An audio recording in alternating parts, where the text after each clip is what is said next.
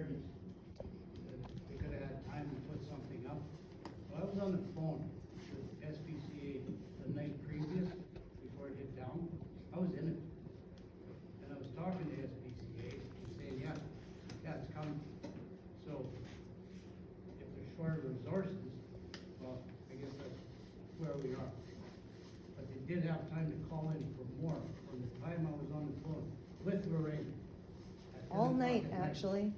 I was in. This is Dale Holmgren, who sits on council for Genera Beach. And I'm the one who had to tell him that that fire was 1.5 kilometers away Yeah. from his home, or his cabin. Yeah, so, Nobody I else, mean, no leadership did if- that. If you say, okay, it's the end of the game, but at least man up in the morning and try. Exactly. Our firefighters had to face it with the help of Creighton and whatever resources you handed over at that point. And all the stuff they said about previous to that, that's also true.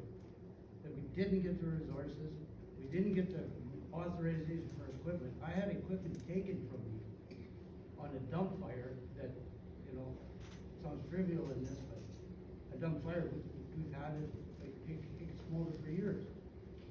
It's just things like that. But the timeline on that whole fire, absolutely, like, drop the ball on that, because when it hit the burn, that was the time to, Make a at least burn drop plan. and effectively soak it down before it got to new fuel. And here's experience, my whole life, in Genera Beach, I thought it was a wives' tale. If it hits the north, we're doomed. If it's Missy Island, we're doomed. And they were right. And what he's saying is so important to hear, because had you guys stepped up in those moments when he was asking for help and Lorraine was asking for help, and the people in our community who knew what was going on were calling you, telling you, our things, our homes, our items that we didn't insure and took risks on because really freaking expensive to insure 50 people.